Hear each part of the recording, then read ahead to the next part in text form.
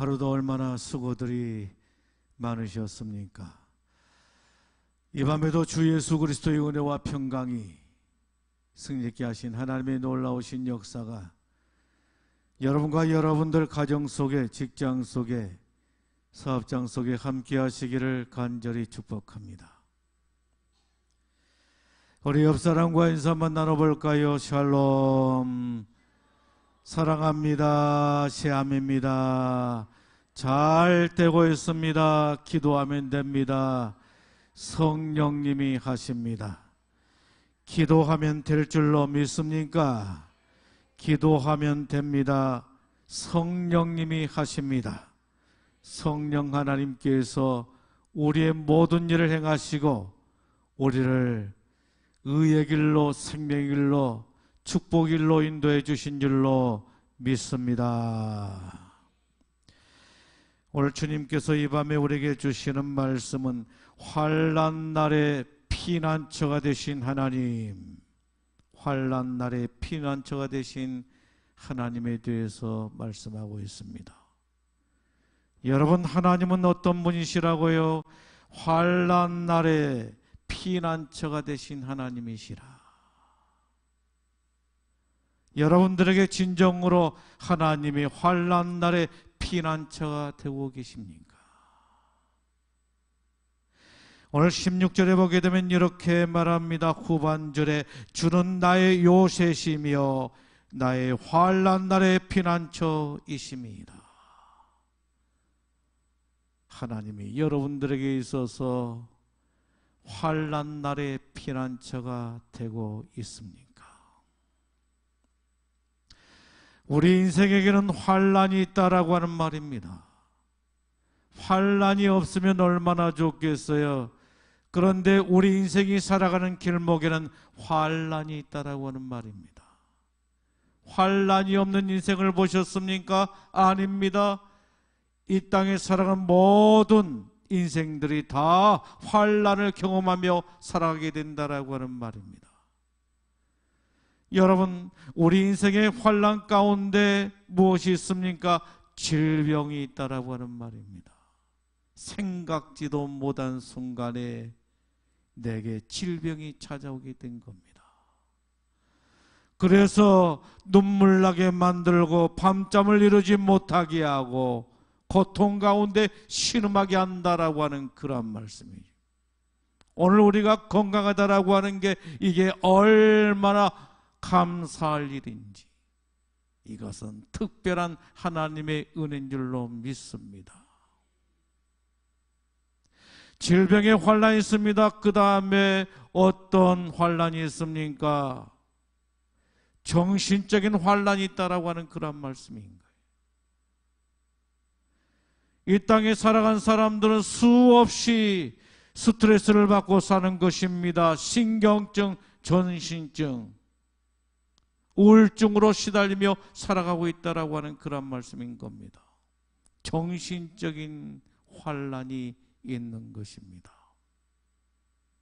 그 다음에는 어떤 환난이 있습니까? 경제적인 환난이 있다라고 하는 것입니다.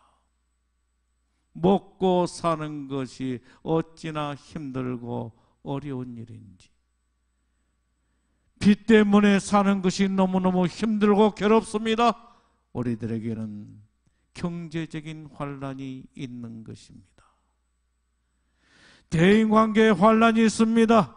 여러분, 나는 가만히 있는데 내 뒤에 와서 뒤통수를 치는 사람들이 있다라고 하는 거. 아무런 잘못이 없는데 어디에서 스트레스를 받고 왔는지 내게 상처를 주는 거예요.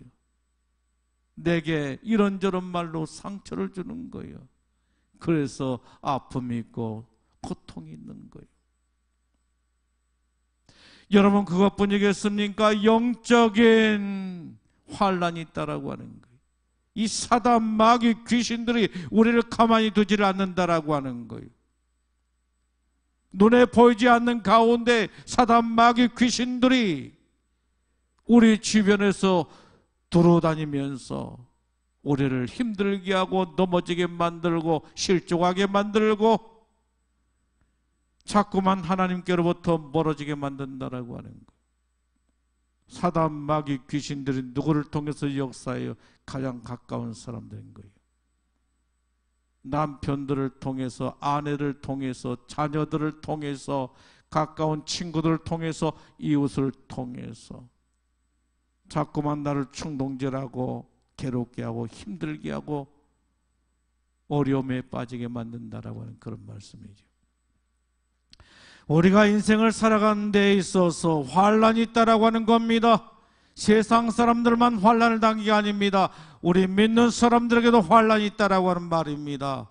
여러분, 그렇다라고 한다면 환란을 맞이한 우리들은 어떻게 해야 되느냐라고 하는 그런 말씀이죠. 오늘 성경에 나오는 다윗도 마찬가지였습니다. 환란이 있었습니다. 어떤 환란이 있었습니까? 오늘 시편 59편은 무엇을 배경으로 해서 기록된 시편이었습니까? 사울왕이 다윗을 죽이기 위해서 수많은 사람을 동원하여 다윗의 집을 뺑뺑뺑 진을 치게 되었다라고 하는 그런 말입니다. 이때 사울의 딸 미가를 통해서 하나님께서 다윗을 구원해 주시겠다는데, 이때 기록된 성경이 바로 시편 59편의 말씀인 것입니다. 여러분, 다윗을 보십시오. 다윗이 얼마나 경건한 사람이었어요. 성경을 보십시오. 이와 같이 경건한 사람이 세상에 어디 있겠어요? 얼마나 찬양을 좋아했습니까?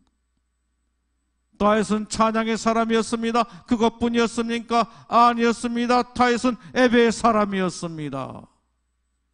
다윗은 오로지 하나님으로 충만했던 사람이었습니다. 그런데 다윗에게도 무엇이 있었어요? 다윗에게도 원수가 있었다라고 하는 거예요. 원수가 있었다라고 하는 거예요. 환란이 있었다라고 하는 거예요. 원수라고 하는 환란이 있었던 거예요.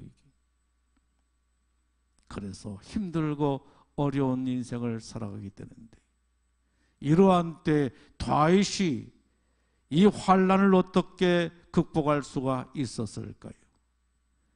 오늘 저와 여러분들에게도 환란이 찾아올 것인데, 이 환란을 어떻게 우리가 대처해야 되는 것입니까? 오늘 세상 사람과 우리 그리스도인들의 차이점이 있다라고 한다면 그것은 바로 무엇입니까? 그것은 환란 날에 누구를 의지하느냐 하는 문제라고 말할 수가 있는 것입니다. 오늘 저와 여러분들에게 환란 날에 의지할 분이 있는데, 그분이 바로 하나님이신 줄로 믿습니다. 우리에게는 하나님이 계신 거예요. 우리의 요새가 되시고 방패가 되시고 환란 날의 구원자가 되신 하나님이 계신 거예요. 세상 사람들은 하나님이 없지만 우리에게는 하나님이 있는 줄로 믿습니다. 여러분, 다윗을 보십시오. 다윗은 죽음의 위기 속에서 어떻게 했어요? 원수보다 피난처가 되신 하나님을 바라보게 되었다라고 하는 거예요. 여러분, 우리가 신앙생활에서 승리하기 위해서 우리는 어떻게 살아야 되는 거예요? 원수를 보면 안 되는 거예요. 원수를 바라보게 되면 결국에 원수 때문에 망하게 되는 거예요. 원수가 커 보이게 되면, 하나님보다 커 보이게 되면 낙심하게 되고 좌절하게 되고 절망에 빠지게 되고 우울함에 빠지게 되고 결국에 실족하게 된다라고 하는 말씀인 거예요. 원수보다 누가 크게 보여야 되는 거예요? 하나님이 크게 보여야 되는 거예요. 하나님을 크게 보기 위해서 우리는 어떻게 해야 되는 거예요? 기도해야 되는 거예요. 기도하게 되면 성령이 충만해지게 되고, 찬양하게 되면 우리의 마음속에 성령이 충만하게 되고, 그러면 하나님이 크게 보이게 되고 내 인생의 문제는 작아 보이게 된 줄로 믿습니다. 이러면 문제가 되지를 않는 거예요. 왜 문제가 생기는 거예요? 왜 우리가 환난을 만났을 때 낙심하게 되고 절망하게 되고 시루와 낙심에 빠지게 되는 거예요? 하나님이 안 보이는 거예요. 하나님이 보여야 승리할 것인데 하나님이 보이질 않는 거예요. 그리고 문제가 눈덩이처럼 커 보이는 거예요. 그래서 실패하게 되는 거예요. 다윗은 원수보다 피난처가 되신 하나님을 바라보았습니다. 오늘 우리들도 마찬가지입니다. 인생의 문제, 환난을 크게 보는 것이 아니라 하나님을 크게 봐야 될 줄로 믿습니다. 여러분, 하나님이 어떤 분이셔요? 하나님은 전능하신 하나님, 능력의 하나님, 기적의 하나님. 홍해 바다를 갈라버리잖아요, 여러분. 우리 인간 가운데 어떻게 홍해를 가는 사람이 있겠어요?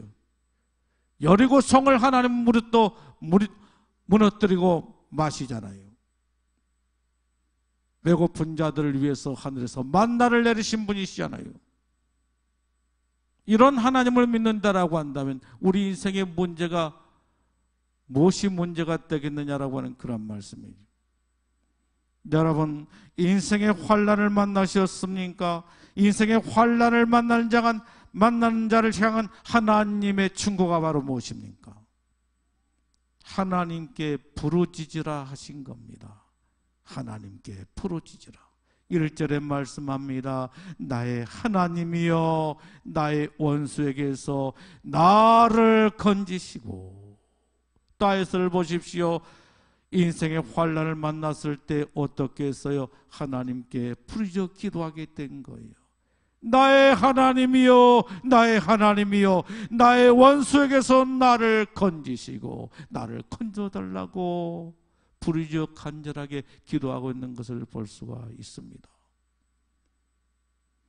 다윗은 환난을 만났을 때 하나님을 향해서 부르짖게 된 것입니다. 자신의 힘으로, 능력으로, 지혜로 해결하려고 하지 않았다라고 하는 거예요. 왜 문제가 생기는 거예요? 내 힘으로, 내 지혜로, 내 능력으로 해결하려고 하는데 그게 너무 버겁거든요. 그래서 결국에 낙심하게 되는 거예요. 먼저 하나님께 도움을 구하라 이렇게 말씀합니다. 오늘 우리들도 다윗처럼 인생의 환난을 만났을 때 하나님께 부르짖어야 될 줄로 믿습니다.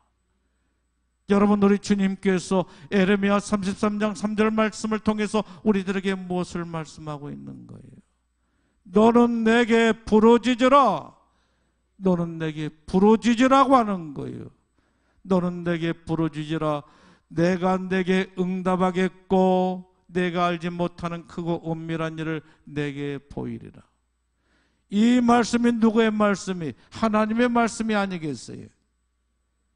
목사님의 말씀이 아니라 어느 장로의 말씀이 아니라 살아계신 하나님, 우리가 믿는 하나님께서 이 밤에 우리에게 주신 말씀이 아니겠어요? 너는 내게 부르짖으라. 낙심하고 좌절하고 절망하고 우울하게 살아가지 말고 하나님께 부르짖으라는 거예요. 그러면 어떻게 하시겠다라고 하는 거예요? 응답하리니 내가 내게 응답해 주시겠다라고 하는 말씀인 것입니다. 오늘 하나님께서 우리의 부르짖는 기도를 응답해 주실 줄로 믿습니다. 내가 나를 영화롭게 하리라. 하나님은 우리를 구원하시고 영광받기를 기뻐하신 줄로 믿습니다. 그 다음에 무엇을 말씀하지요? 하나님은 우리의 피난처가 되신다라고 하는 말씀인 거예요. 9절에 말씀합니다. 하나님은 나의 요새시니 그의 힘으로 말미암아 내가 저를 팔아리이다 라고 말씀하고 있는 것을 보게 됩니다. 여러분, 여기에 요새 이렇게 말하는데 요새는 무엇을 말하는 것입니까? 적들이 쉽게 침략할 수 없는 견고한 성을 말하는 거예요. 여러분, 다윗에게 있어서 피난처는 누구였습니까? 동굴이었습니까? 사람이었습니까? 아니었습니다. 하나님이었다라고 하는 말씀이죠. 다윗은 인생의 환난을 만났을 때 누구에게 피했습니까? 하나님께 피했다라고 하는 거예요. 오늘 주님께서는 시편 50편 15절 말씀을 통해서 우리들에게 이렇게 충고하고 있는 것을 보게 됩니다. 환난 날에 나를 부르라. 내가 너를 건지리니 내가 나를 영화롭게 하리라. 환난 날에 나를 부르라. 여러분, 환난 날에 누구를 부르라고 하는 거예요? 하나님을 부르라. 환난 날에 나를 부르라. 내가 어떻게 하겠다. 너를 건지리니. 하나님이 우리를 건져주시겠다라고 하는 거예요. 내가 나를 영화롭게 하리라. 할렐루야.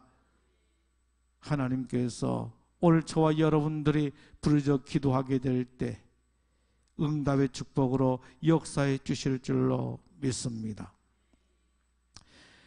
그 다음에 세 번째는 무엇을 말씀하고 있습니까? 환난 날에도 찬양한 사람이 승리하게 된다라고 하는 거예요. 환난 날에. 여러분, 이게 쉬운 일입니까? 내 몸이 병들어서 너무너무 힘들고 고통 가운데 신음하고 있는데 찬양한다는 것이 쉬운 일입니까? 내가 시험에 빠져서 너무너무 고통 가운데 힘든 시간을 보내고 있는데 찬양한 거 이게 쉬운 일입니까? 그런데 믿음의 사람은 어떤 사람입니까? 환난 날에도 찬양한 사람인 줄로 믿습니다. 환난 날에도 찬양한 사람이 승리하게 된다라고 하는 거예요. 16절에 말씀합니다. 나는 주의 힘을 노래하며 이렇게 말합니다. 다윗이 그의 환난의 문제를 해결하고 난 후에 이 시편을 쓴 것이 아니라 아직 환난의 문제가 해결되지 않았음에도 불구하고 다윗이 고백한 것을 보십시오. 뭐라고 고백합니까? 나는 주의 힘을 노래하며 이렇게 말씀하고 있는 것을 보게 됩니다. 그러니까 다윗이 얼마나 믿음의 사람이었는가를 알 수가 있는 거예요. 여러분, 환난 날에도 찬양한 사람들을 우리가 성경에서 찾아볼 수가 있는데 그가 바로 누굽니까? 바울과 실라인 줄로 믿습니다. 바울과 실라가 빌립보 감옥에 갇히게 된 겁니다. 얼마나 억울한 일인지 모릅니다. 바울과 실라가 무슨 잘못한 일이 있어서 감옥에 갇혔던 일입니까? 바울과 실라가 사람들을 죽였습니까? 도둑질을 했습니까? 사기를 쳤습니까? 아닙니다. 단지 복음을 전했을 뿐입니다. 그런데 바울과 실라가 억울하게 감옥에 갇혔습니다. 입장 바꿔놓고 생각해 보십시다. 오늘 저와 여러분들이 감옥에 갇혔다라고 생각해 보십시다. 복음을 전하다가 감옥에 갇혔다라고 생각하십시다. 이러한 상황 속에서 우리는 바울처럼 실라처럼 찬송할 수가 있었을까요? 찬송할 수가 있겠습니까? 기도할 수가 있겠습니까?